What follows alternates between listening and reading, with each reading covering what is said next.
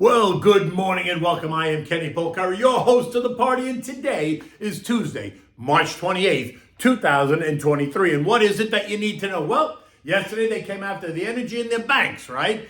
Stealing the show as investors took both groups higher, right? Shunning technology from last week. Bonds churn as investors place their bets on what's next. Oil surging on the China demand story. I mean, it's exhausting, that story. I mean, they keep recirculating it. Eco data today, a non-event. It's all about Friday's PCE report. Remember that. And what do we have for dinner? We're going to have the pork chops in a Dijon mustard marinade. Okay, so yesterday I was on with Liz Clayman at 3 o'clock, so you can find that.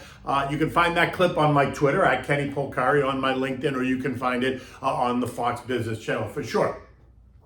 Okay, so what happened? Well, the Dow ended the day up 195 points or 0.6. The S&P was up 7 points, or just over 0.1%.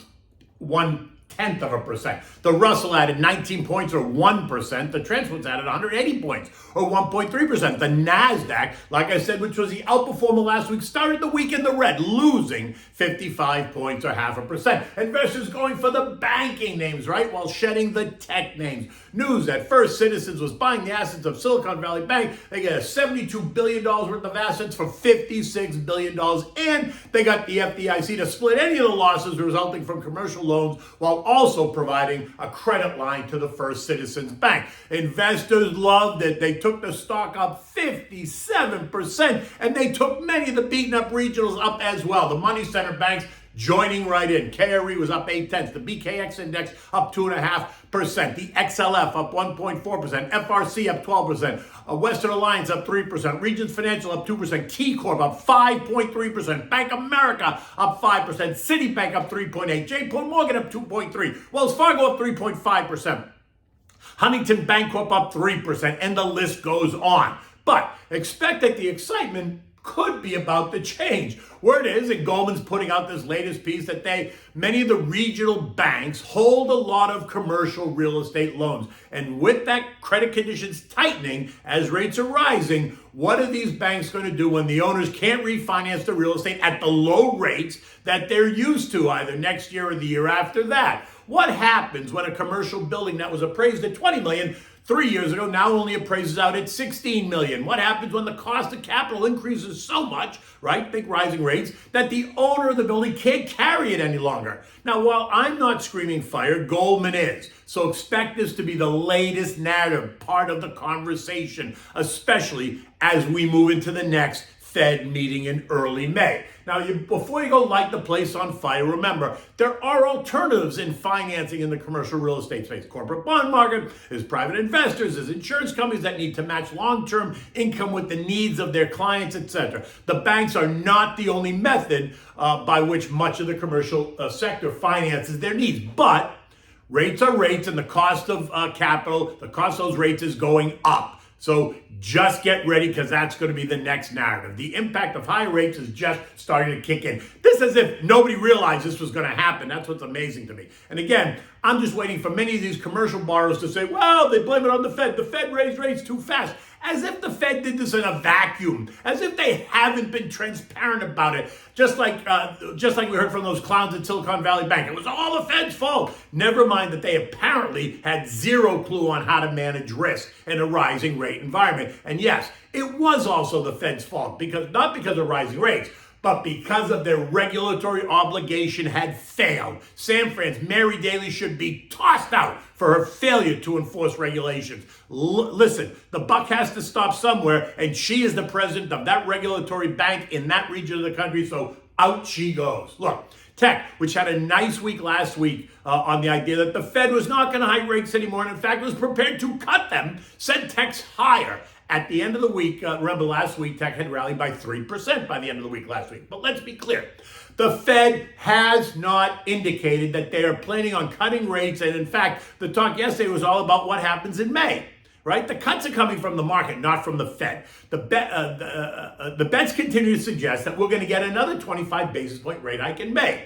right? In fact, it's actually almost running 50-50, either a hike or a pause, but it still says a hike. Much will depend on what we get this week from the PCE, and then in 2 weeks from the March CPI and the April CPI, the March CPI and March PPI that get reported in April. And if you've been to the grocery store lately, then you know what I am talking about. Inflation is not coming down at all. In fact, I would argue that it's getting worse. Listen, yesterday I went to the grocery store. I went to Publix, right? Not Whole Foods, I went to Publix. I bought a half a gallon of milk for $4.29, 4 peach yogurts for $4, one box of Cheerios for $6.99, and 2 organic apples. I didn't know they were organic. They were $4.29 each, right?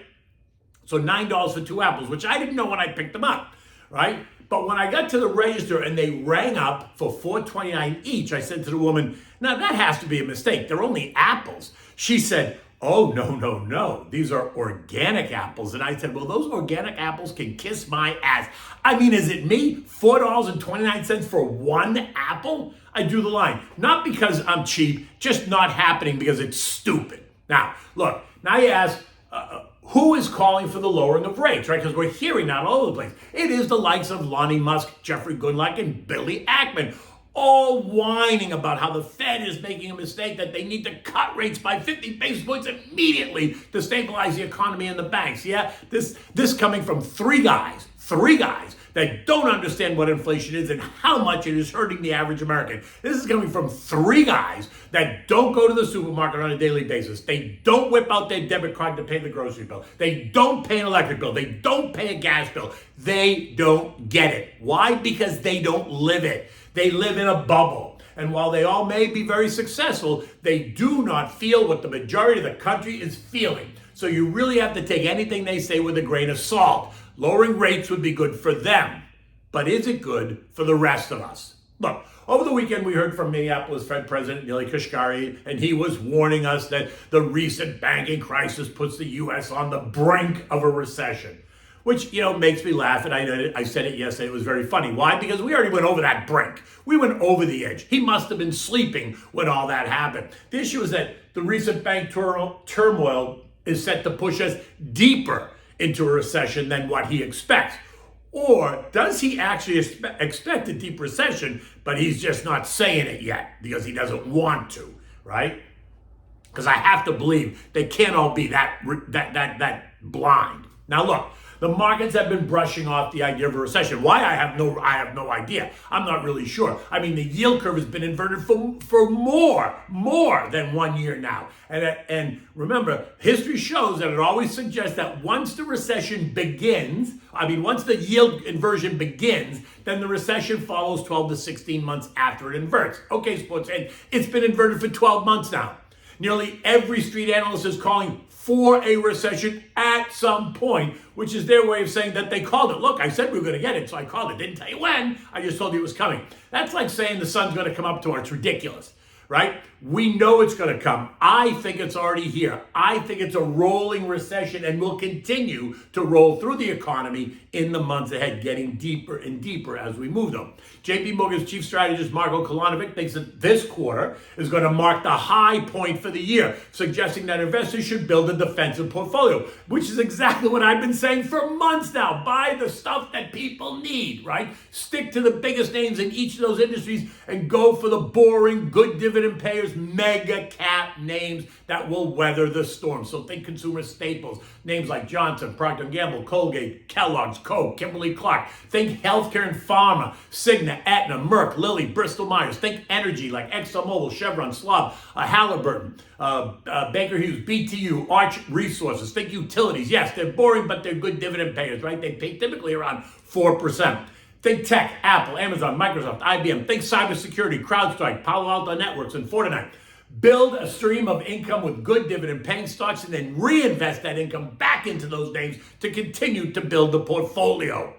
Morgan's Mikey Wilson, he's out there talking again, warning us that this isn't over by any stretch. Remember, he's looking for S&P 3000 or a 22% decline from here. His latest note saying, and I quote, "We think guidance is looking more and more unrealistic." This is typically how bear markets end. PE multiples fall precipitously and then unexpectedly catching investors off guard. Well, folks, earnings season is only 3 weeks away. So let the beauty pageant begin. And if he's correct, forward guidance should start to deteriorate when companies report. Look, keep your eyes on the pre-announcements that are sure to come in the next couple of weeks if he is correct, right? Companies that know that they're going to miss the estimate, they will usually pre-announce the poor results ahead of time and then tell us how they plan to fix it. They take the hit before they announce.